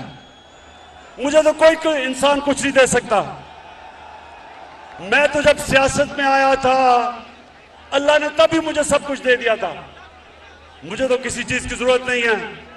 अपने घर में रहता हूं, अपने घर के पैसे देता हूं, खर्चा बर्दाश्त करता हूं। कोई मेरा कैंप ऑफिस नहीं है। मेरा चैलेंज है कि पाकिस्तान की तारीख में किसी वजीर आजम ने अपनी कौम का पैसा इतना कम खर्च नहीं किया जो मैंने किया है। खड़ा है अब इमरान, ठीक करेगा सब कप्तान। नया बनेगा पाकिस्तान, नया बनेगा पाकिस्तान, नया बनेगा पाकिस्तान। डट के खड़ा है अब इमरान, नया बनेगा। मेरे पाकिस्तानियों, एक चीज याद रखना, आप एक अजीम कौम है। अगर हम उस अजमत पे नहीं पहुंच सके, बहुत बड़ी वजह उसकी ये चोर हुक्मरान जिन्होंने 30 साल से इस मुल्क को लूटा है। 90 की दिहाई की मैं बात कर रहा हूं। मैं 70 की दिहाई में और 80 की दिहाई में हिंदुस्तान जब क्रिकेट खेलता था और क्रिकेट खेल के जब पाकिस्तान आता था तो लगता था एक गरीब मुल्क से एक खुशहाल और अमीर मुल्क में आ गया हूं। 90 की दहाई में जब ये 2 करप्ट खानदान इस मुल्क के ऊपर हावी हुए हैं, हर चीज में हम पीछे रह गए। सारे बर्र-ए-सगीर में हिंदुस्तान आगे निकल गया। 90 तक हम हिंदुस्तान से आगे थे, ह्यूमन डेवलपमेंट में आगे थे। यहां खुशहाली ज्यादा थी, गुर्बत कम थी। बांग्लादेश से हम इतना आगे थे कि कोई तस्वर भी नहीं कर सकता था कि बांग्लादेश भी एक दिन हमारे से आगे निकल जाएगा। इन 2 चोरों ने जब से मुल्क का खून चूस के मुल्क का पैसा बाहर ले जाना शुरू किया, हम पीछे रह गए। और मैं 25 साल से इनका मुकाबला कर रहा हूं। 14 साल अकेला इनका मुकाबला किया है। लोग तो बाद में मेरे पास आए हैं, और मैं कभी भी कोई भी जाती मुफादात के लिए इतनी देर जंग नहीं लड़ता। और उस आदमी को जिसको अल्लाह सब कुछ दे चुका था, जितनी देर मैं वजीर आजम बनाऊं, इससे कम अरसे में जब नवाज शरीफ वजीर आजम बना था 18 फैक्ट्रियां बना चुका था। सरकारी बैंकों से पैसा लिया, फैक्ट्रियां बताई, सरकारी बैंक से कर्जे माफ करवाए। इसको बिजनेस नहीं कहते, इसको डाका कहते मुल्क के ऊपर। वही जरदारी, उसके पास क्या था, आज शुगर मिल्स, अरबों अरबोपति है, मुल्क मकरूज करके अरबोपति। तो मेरा इनसे कोई जाती लड़ाई नहीं है। मैं वो पाकिस्तानी हूं, जब मैं 18 साल की उम्र में क्रिकेट खेलनी शुरू की पाकिस्तान के लिए, तो हम वो कमजोर टीम समझे जाते थे, हमारा कोई हैसियत नहीं था दुनिया में। और मुझे ये फख्र है कि मैं वो कप्तान बना जिसने पाकिस्तान को हर दुनिया के मुल्क में जिताया और वर्ल्ड कप जिताया। और मुझे फख्र था कि हमने अपनी मुल्क को ऊपर लाके देखा। जो हमारे पाकिस्तानी थे उनको फख्र होता था टीम के ऊपर। हिंदुस्तान के साथ, पाकिस्तानियों ये सुनो जरा, नौजवानों ये सुनो, 24 मैच में मैं वनडे क्रिकेट में मैं कैप्टन था हिंदुस्तान के साथ। 24 मैच, 19 जीता था। और वाहिद कैप्टन हूं जो हिंदुस्तान में जाके उनके एम्पायरों के बावजूद वहां से जीत के आया। कहने की यह बात है कि मुझे फख्र होता था कि मैं मुल्क का सर ऊपर करता हूं, मैं अपने मुल्क को लीड करता था। जब हमारी टीम जीतती थी सारे मुल्क में लोगों को फख्र होता था। तो मुझे इसलिए तकलीफ थी कि इस तरह के लोग मुल्क के ऊपर आए, मुल्क को लूटा। और जो जनरल मुशर्रफ ने सबसे ज्यादा जुल्म किया इस कौम पे, मार्शल लॉ से ज्यादा जुल्म किया कि इन 2 डाकुओं को एनआरओ दे दिया, इनके सारी चोरी माफ कर दी, अपने इक्तदार के लिए घुटने टेक दिए इनके सामने। और इन्होंने आके 10 साल में दोनों हाथों से मुल्क को लूटा। 10 साल ये लूटते रहे। और जब मेरी हुकूमत आई, पहले दिन से इन्होंने मेरे पर, पहले दिन से मुझे ब्लैकमेल करना शुरू किया कि इमरान खान, अगर तुमने हुकूमत चलानी है तो हमारी चोरी और डाके माफ करने पड़ेंगे, एनआरओ देना पड़ेगा। इनका जुल्म है अपने ही सहना, सोच लिया है चुप नहीं रहना। इनका जुल्म है अपने ही सहना, सोच लिया है चुप नहीं रहना। सच का कफन है सर पर पहना। अच्छा सुनो, अब सारी कौम, मेरी सारी कौम देखेगी जब वोटिंग होगी। जब पाकिस्तान की पार्लियामेंट में वोटिंग होगी, मेरी कौम सब देखेगी। एक एक आदमी को आप देखना, जो वह वोट डालने जा रहेगा हमारी तरफ से। मैं आज उनको एक पैगाम देना चाहता हूं कि ये ना करना, ये आप ना करना। इस कौम ने कभी आपको माफ नहीं करना, आप जितना मर्जी कहें।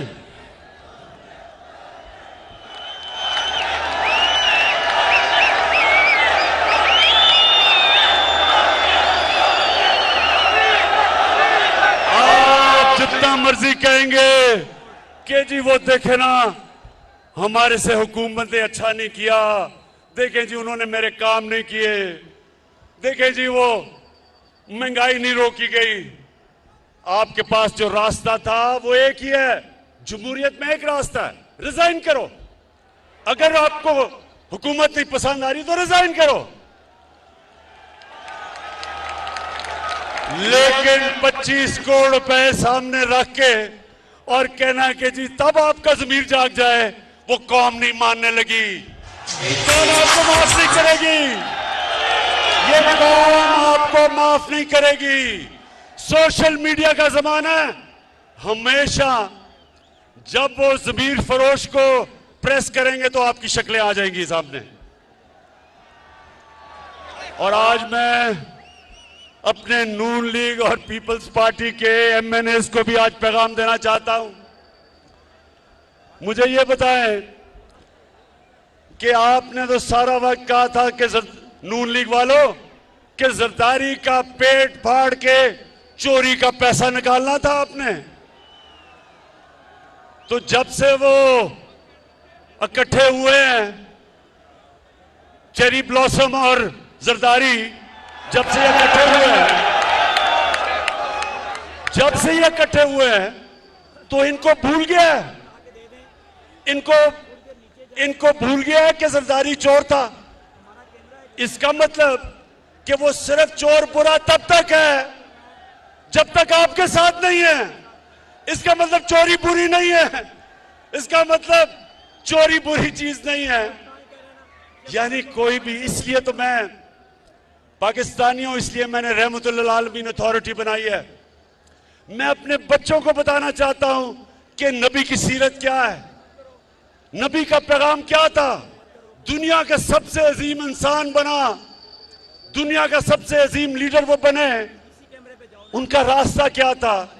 इसलिए हमने रहमतुल्लिल आलमीन अथॉरिटी बनाई है कि पाकिस्तान के बच्चे बच्चे को पता चल जाए, अच्छे बुरे की तमीज उसमें आ जाए, वो हक के ऊपर खड़ा हो, वो बदी के खिलाफ खड़ा हो, वो ये ना कहे कि चोरी सिर्फ बुरी तब है जब मेरी ऑपोजिशन चोरी करती है, वो मेरे साथ मिल जाए तो चोरी ठीक है। और पीपल्स पार्टी वाले आप बताओ, 20 साल आप अपने लोगों को बताया कि नवाज शरीफ और शहबाज शरीफ से बड़े डाकू कोई नहीं, तो आप इकट्ठे हो गए हो। और बिलावल, जो तुम पॉलिटिक्स कर रहे हो नाना के ऊपर, ये तो नाना के कातिल हैं जिनके साथ बैठ गए हो।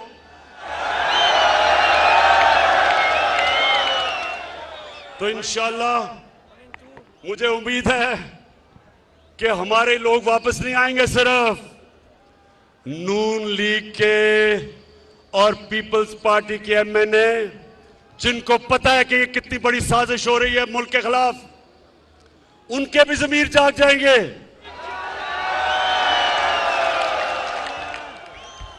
अल्लाह कहता है कुरान में, मैं जब चाहूं किसी को सीधे रास्ते पे लगा सकता हूं, कोई भी सीधे रास्ते पे लग सकता है। तो मैं इन सारे पार्टीज के, नून लीग और पीपल्स पार्टी और फजल रहमान, वैसे फजल रहमान मुझे तुम्हारी समझ नहीं आई,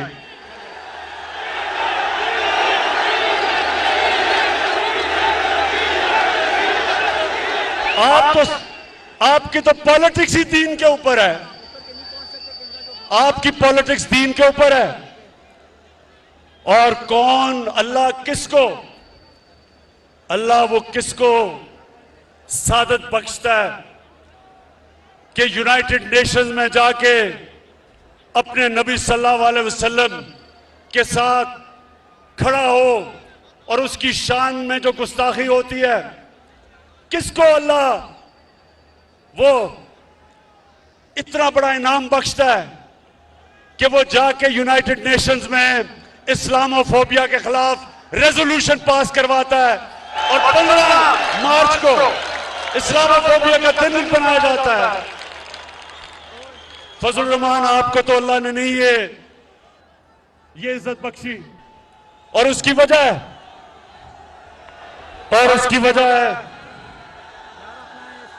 स्पीकर, हाँ उसकी वजह है कि आपकी नीयत अच्छी नहीं है, आप इस्लाम को इस्तेमाल करते हैं जाती मफादात के लिए, इसलिए अल्लाह वो आपको इज्जत नहीं देता। अल्लाह नीयतों के राज जानता है, अल्लाह जानता है दिलों के राज। फजल रहमान, जितने मर्जी इस्लाम की बात करो, अल्लाह ने आपको आज तक कभी वो एजाज नहीं दिया कि आपने दुनिया में कुछ भी इस्लाम के लिए किया, मेरी तरह के आदमी को, गुनाहगार आदमी को अल्लाह ने वो इजाज़त दिया है। मैं अल्लाह तेरा लाख लाख लाख शुक्र अदा करता हूं। अच्छा पाकिस्तानियों, मैं अब अपनी तकरीर खत्म कर रहा हूं। मुझे पता आप जाना नहीं चाहते, मुझे पता है, लेकिन मैं तकरीर सिर्फ एक चीज पे खत्म करता हूं। आपने सबने मेरे से एक वादा करना है, एक वादा करना है कि आप, मेरी कौम कभी, आप कभी इजाजत नहीं देंगे किसी पाकिस्तानी हुक्मरान को कि मेरी कौम को किसी के सामने झुकने दो। आप बताएं, कभी इजाजत ना देना, कभी आपने इजाजत नहीं देनी किसी हुक्मरान को वो किया जो उन्होंने हमारे पाकिस्तान में अमेरिका की जंग लड़के किया, उसमें शिरकत करके 80,000 पाकिस्तानियों की कुर्बानी दिलवाई, हमारे कबायली इलाके को बर्बाद करवा दिया। कबायली इलाके के लोगों के जो मुश्किलात का सामना करना पड़ा, ज़कात लेने वाले, देने वाले, ज़कात लेने वाले बन गए, 35 लाख लोगों को नकल मकानी करवाई। कभी मेरी कौम, किसी हुक्मरान को आपने इजाजत नहीं देनी कि हमारे मुल्क के मफादात के खिलाफ, हमारे लोगों के हकूक के खिलाफ कोई भी हुक्मरान जाए। पाकिस्तान जिंदाबाद, पाकिस्तान पाइंदाबाद।